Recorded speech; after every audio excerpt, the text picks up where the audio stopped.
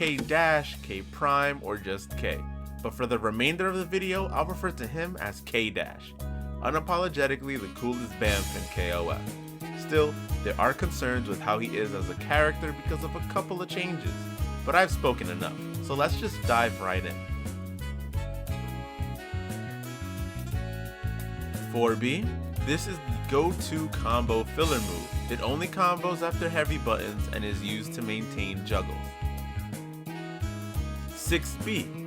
Contrary to how it may look, 6B is an overhead. Unfortunately in this game it can't be max cancelled, but can combo into 214B, D, or EX. You don't get much from the move, but it's something you can sneak in to close a round.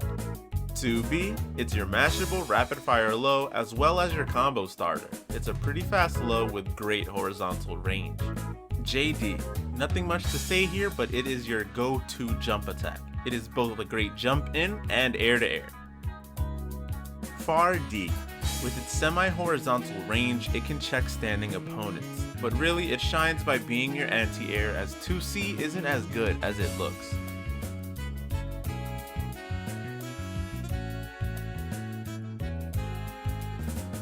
Ein Trigger. This is what makes K dash K dash. From this move, he has access to 5 follow-ups. But first, on its own, it acts as a projectile, with the A version knocking down and the C version leaving the opponent standing. The EX version is faster and allows for easier confirms into follow-ups. All versions will combo from lights, negate projectiles, and the follow-up can still be performed after that. Speaking of follow-ups, let's go down the list. First on the list, we have Second Whip, the 6A follow-up from Ein Trigger. Due to the pushback from Ein Trigger, Second Whip tends to whiff during a block string. If it is blocked, it is only -2, making it safe. Keep in mind there is a small gap between Ein Trigger and Second Whip, which is long enough to catch your opponents trying to jump or mash. But mainly it's used for combo extensions in the corner. The EX version is special as it makes the follow-up a true block string, it causes a hard knockdown, and becomes an overhead.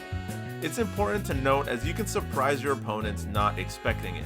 Second Shoot, the 6B follow-up. K-Dash just kicks out a fireball. From the A version of Ein Trigger, it is a slow-moving projectile. From the C version of Ein Trigger, the projectile becomes faster. The EX version is a 2-hit slow fireball that gradually builds up speed. Second Knuckle, the 6C follow-up. It does the most damage out of all of the follow-ups and knocks down. It is super cancelable,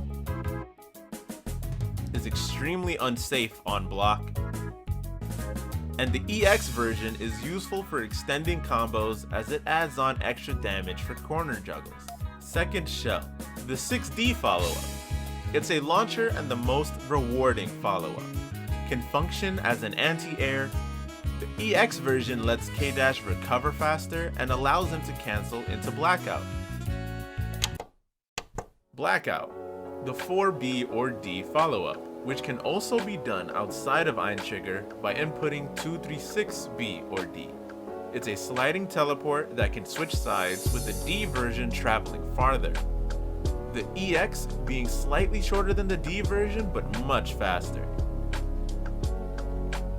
Crow Bite. It's K-Dash's anti-air DP.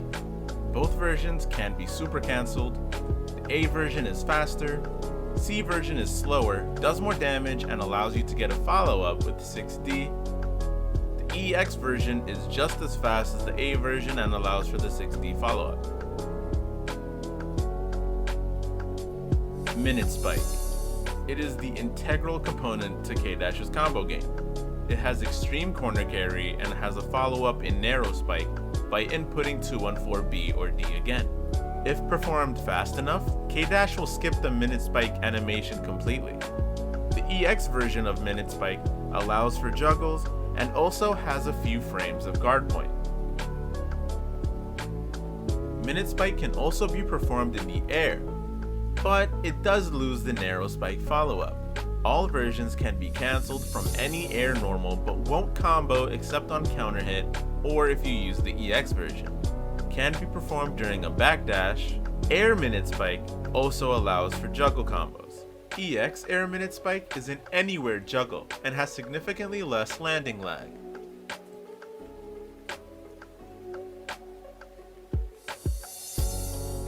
So why are there concerns for the character? At the moment, people are still trying to figure out what K-Dash does in this game. We know what's good, and we know that he has some shortcomings, but nobody can deny that K-Dash is good. It's just that his combo structure is different. It'll just take some getting used to.